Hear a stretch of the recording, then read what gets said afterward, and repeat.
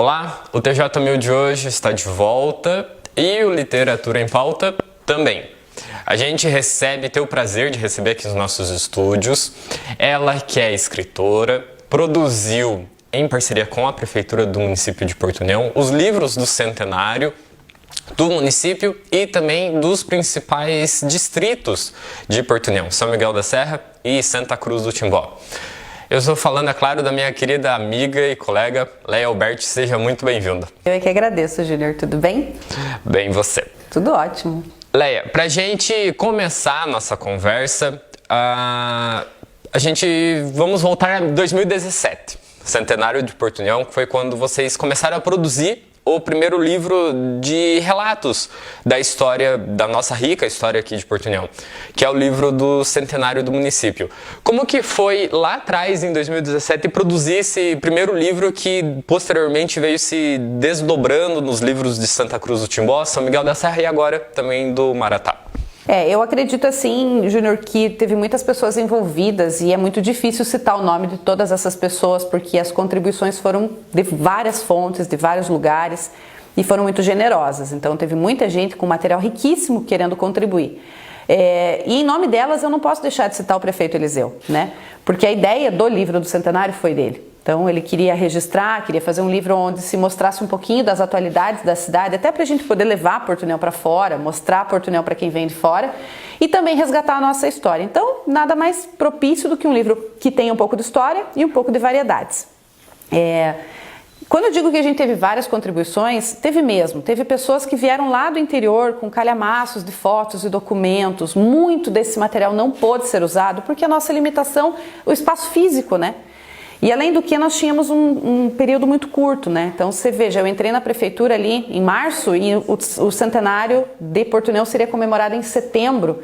E aí você tem que contar o tempo do processo licitatório, da abertura do processo licitatório, você tem que contar o tempo que a gráfica vai levar para imprimir. Então, no frigir dos ovos, esse livro foi produzido a toque de caixa. Em questão de 3 meses ele tinha que estar pronto e esteve, né? Então, além de você reunir todo o material, todas as pessoas que gostariam de contribuir, também tem que ter aquela questão da saia justa, porque às vezes as pessoas gostariam muito de incluir alguma coisa que não viria a calhar para o objetivo do livro.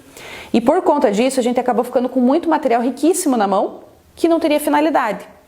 E um desses assuntos seria a questão dos nossos imigrantes. Quando você pega o livro de Porto União, você vai folhear, você vai ver que ele fala um pouquinho sobre as atualidades, fala sobre a nossa indústria, sobre o nosso comércio, um pouco da história do contestado, como que foi dividida as duas cidades, como que foram divididas as duas cidades, a composição do nosso povo, né?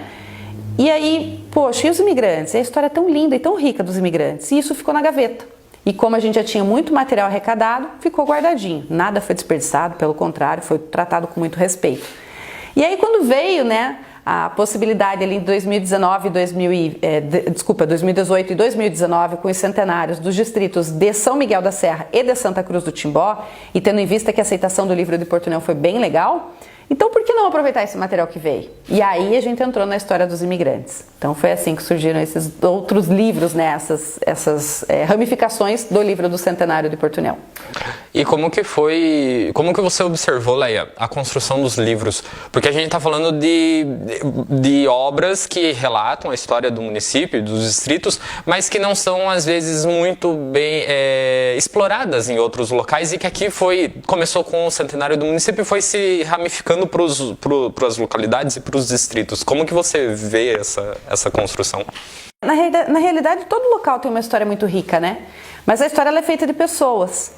E você há de convir que os sobrenomes famosos da cidade são sempre os mesmos, né? Todo mundo conhece pessoa da família tal, que são os nomes das ruas, os nomes das praças. Mas e os anônimos que batalharam, que construíram essa história, que deram seu sangue, suor, lágrimas, empenho, força bruta, capital intelectual, que trouxeram e agregaram tanta coisa para a nossa cultura? Onde é que ficam essas pessoas, né?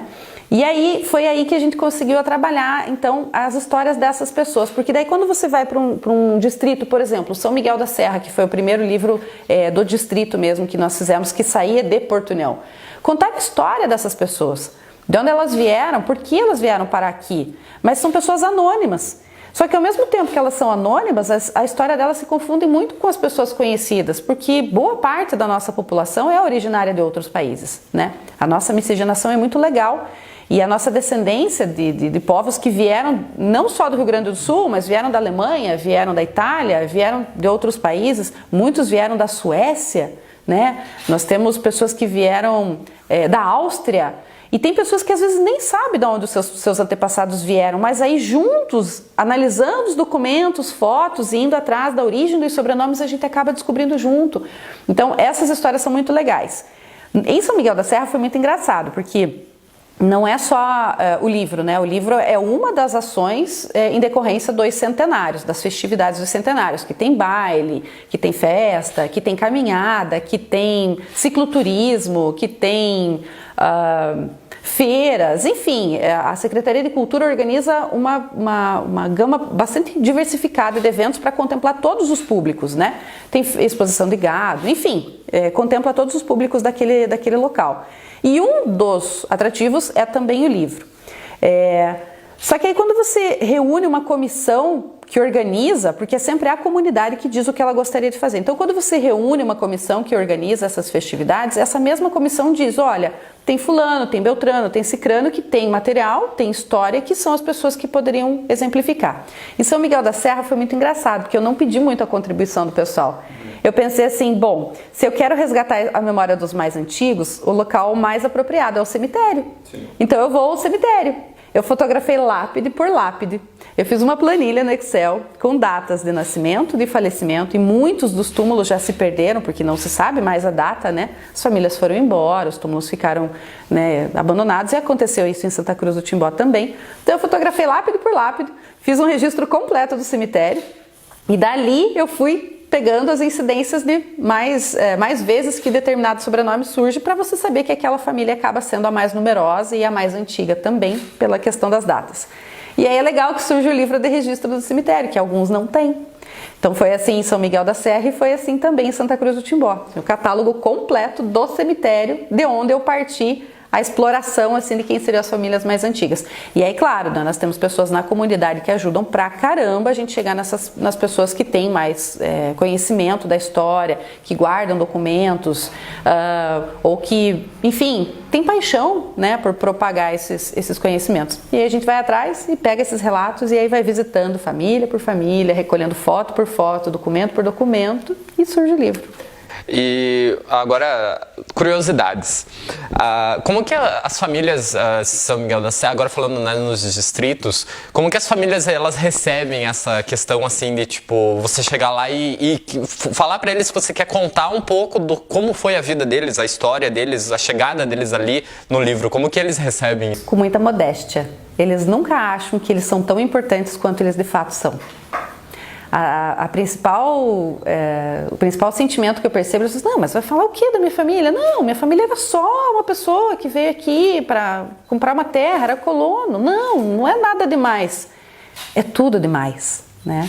São as pessoas que vieram de longe, no mato, sem estrada, sem escola, sem hospital, sem remédios, sem nada. Muitos deles perderam o pouco que tinham nas viagens, então chegaram aqui e construíram tudo do absolutamente zero. Do absurdo zero, né? Então, quando as pessoas recebem dessa forma tão modesta, eu faço questão de enfatizar. Nossa, como eles eram incríveis e como a gente chegou até aqui graças a eles, né? Talvez a gente não tenha ido tão longe, mas graças a eles nós chegamos até aqui, né? Então, essa modéstia às vezes um pouco me emociona e às vezes me causa reflexão também, né? Por que não dar valor, né? Mas assim, algumas pessoas são meio ressabiadas, né? Ficam meio, mas pra quê, né? O que você quer saber? Outras pessoas já são extremamente receptivas e vêm com documentos e grupos de WhatsApp de família e contribuições que não param de chegar. E sempre um cafezinho gostoso, sempre uma cuca gostosa. É até difícil manter o peso, viu? É difícil manter o peso aí nessas entrevistas. E em tudo isso você deve ter se deparado com várias histórias interessantes. Se fosse para você elencar assim, teria como elencar aquela que te chamou mais atenção até hoje? Júnior, eu tomo muito cuidado para não utilizar o vitimismo, sabe? Porque eu percebo muito nessas famílias o seguinte: eles sofreram horrores, mas eles não reclamam. Pelo contrário, eles enaltecem a garra, a perseverança, as dificuldades que eles passaram e como eles superaram. E de fato é isso que eu gostaria que esses livros se tornassem, humildemente eu gostaria realmente que quem fosse ler os livros não lesse esses livros com um sentimento de pena, de piedade dessas pessoas que vieram, pelo contrário, sim admiração. Que elas enxergassem nessas histórias, essas histórias de superação, de garra, de perseverança, enfim... Porque realmente eles chegaram aqui abandonados, largados à própria sorte e do nada eles construíram casas, eles construíram maternidades, eles construíram igrejas e todos eles movidos pela união. Existem várias histórias boas. Tem histórias de pessoas que passaram fome, tem histórias de pessoas que enfrentaram animais selvagens, histórias de pessoas que foram mortas brutalmente pelos nativos. Tem história de todo tipo. É difícil eu elencar uma para você que eu diga assim, essa me chamou a atenção. O que me chama a atenção mesmo é o coletivo. É como essas pessoas se juntaram, como elas se uniram para construir o pouco que elas tinham na época. Até por uma questão de sobrevivência. Não é que eles eram bonzinhos, ou colaborativos, ou cooperativos. Eles tinham que ser. Né? Mesmo que isso não estivesse na essência deles, eles tinham que ser assim, porque um só podia contar com o outro. Então, por isso essas comunidades cresceram, se desenvolveram e se tornaram tão unidas por tanto tempo. Né? Então, para mim, é isso mais importante, que se juntar, a gente fica forte. Para mim, é isso aqui que é o que diferencia uma comunidade de sucesso da que não tem sucesso. E agora você está no trabalho de construir o livro do Centenário do Maratá. O que a população vai encontrar no livro do Centenário do Maratá? Que é uma localidade que tem algumas histórias bem particulares, né? Maratá é incrível, né? Maratá é maravilhoso. Eu tomei meio com um desafio porque, a princípio, a ideia era só fazer o livro do Centenário de Porto União. Mas aí, como foi legal e a gente tinha muito material rico, né, guardado nas gavetas, como eu falei para você, de contribuições que vieram do interior, então Eliseu falou, não, já que tem o Centenário dos Distritos, faz o livro dos Centenários dos Distritos. Maratá não é distrito, né? Assim como Nova Galícia já foi distrito e também não é mais. Mas foram comunidades, foram localidades muito populosas há tempos atrás, né? E contribuíram demais para o desenvolvimento de Porto União. Então, aí o Eliseu falou, poxa, mas já está no centenário, então já vai ter o centenário para engatar do Maratá e na sequência, vamos embora, vamos fazer livro. E aí eu fiquei um pouco temerosa, porque eu pensei, às vezes não tivesse tanto conteúdo para um livro considerando o tamanho da comunidade hoje, nos dias atuais. E é aí que eu me enganei, né? Maratá foi muito grande, Maratá teve muitas pessoas morando lá, Maratá tem uma história riquíssima. E o Maratá tem o diferencial da história do astronauta. Sim. O astronauta do Maratá. Então, boa parte do livro do Maratá vai contar essa história do astronauta. Tem alguns detalhes, a gente conseguiu falar com a família, nós conseguimos reunir alguns documentos, tem relatos, nós conseguimos juntar, fazer um clipping do que saiu nas revistas de repercussão nacional na época, né? Revistas, jornais. Então tem muita coisa legal no Maratá, viu? Claro que não só a história do astronauta, pelo contrário, a história dos imigrantes também é muito bacana e tem muitas curiosidades interessantes, que tem inclusive ramificações aqui na cidade e que está despertando paixões, assim, né? Mas a princípio eu acredito que a história do astronauta é uma coisa bem diferente, assim, bem legal mesmo para a gente explorar na comunidade do Maratá. E para quem está acompanhando Literatura em Pauta, dá para dar um spoiler sobre a história do astronauta do Maratá?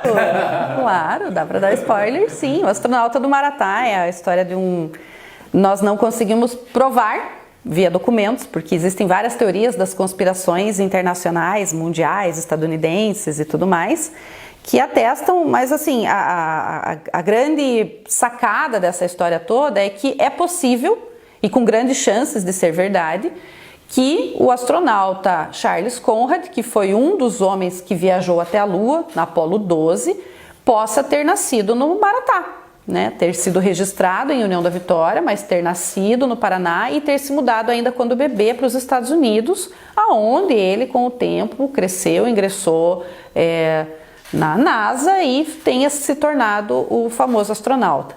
Nós temos, assim, pode ser um caso de nomes homônimos, né? Até pode, mas existem coincidências que a lógica desafia. As coincidências são muito grandes. É possível que sejam pessoas diferentes?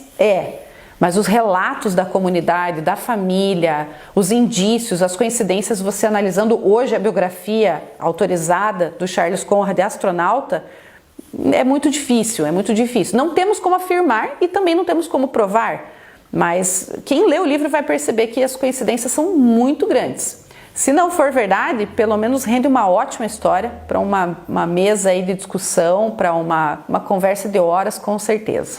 Mas uma coisa que acontece aqui na nossa cidade, né? Que é rica em inúmeras histórias. Se pelo menos não foi o astronauta, ainda assim tem uma história muito incrível para contar. E pra gente caminhar para a conclusão da nossa conversa, Leia, depois desses 3 livros já publicados, agora a caminho do Maratá, o que você espera daqui para frente? Eu espero, assim, que a gente nunca sabe o dia de amanhã, né? Nunca sabemos, não sei até quando estaremos em Porto União ainda. A vida nos leva por caminhos diversos, né? Mas nós temos ainda alguns projetos bacanas, que é o livro nós temos um álbum de figurinhas já planejado. E nesse álbum de figurinhas a gente pretende colocar os pontos turísticos, um pouco da nossa cultura, um pouco da nossa tradição, as coisas bonitas de Porto União, não só da cidade como também no interior. E esse álbum de figurinhas já está ali no forno, a gente já está gestando ele, já estamos recolhendo material e tudo mais. Com certeza vai ser um trabalho menos moroso, menos demorado do que os livros, porque realmente o livro é um ano inteiro trabalhando em cima, às vezes até mais. Do Maratá já está 2, porque como a pandemia veio e a gente não conseguia visitar as pessoas mais idosas, até por questões de segurança, né? Então ele deu uma atrasadinha. Já era para ter saído para o ano passado, então ficou para esse ano agora, para as comemorações que também foram retardadas para esse ano, né? Mas a gente tem o álbum de figurinhas. Eu ainda tinha um projeto muito bacana, que eu até comentei com a professora Ivanira Oberts, de fazer um resgate do livro da professora Lili Matzenbacher.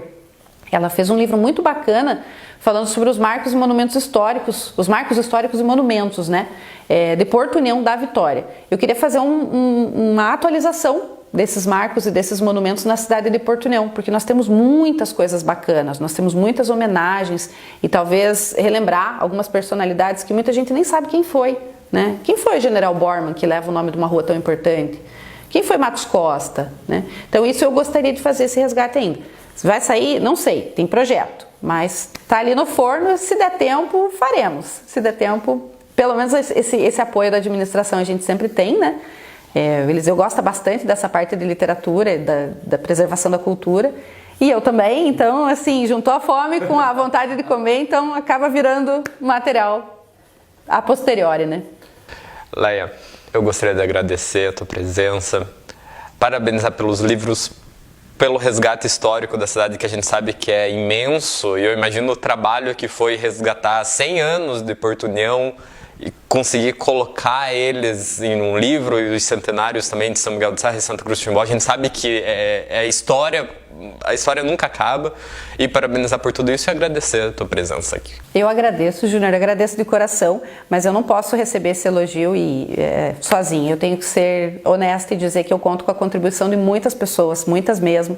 Não posso esquecer do pessoal lá de São Miguel da Serra que, poxa, me acompanhava em cada entrevista, e eu não posso citar o nome das pessoas, porque são tantas que se eu for falar e eu vou esquecer de alguém, eu vou estar sendo injusta, né? Mesma coisa em Santa Cruz do Timbó, a dona Marilu Schmidt foi comigo de casa por casa, nós tivemos, assim, muita ajuda mesmo, e a generosidade das pessoas em abrirem as suas histórias, em abrirem seus corações, chorar, dar risada, é muito legal, não posso deixar de agradecer a essas pessoas.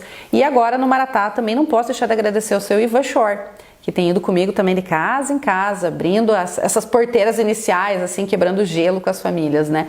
São pessoas incríveis e esse agradecimento, esse reconhecimento tem que ser com certeza dividido com eles.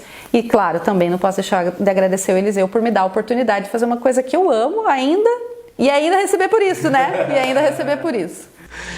Obrigadão, Leia. O Literatura em Pauta e o TJ 1000 de hoje ficam por aqui. Meu muito obrigado. Maiores informações e notícias vocês acompanham sempre nas nossas redes sociais, nas próximas edições aqui do nosso jornal e no nosso portal de notícias. A edição de hoje fica por aqui. Até a próxima. Tchau, tchau.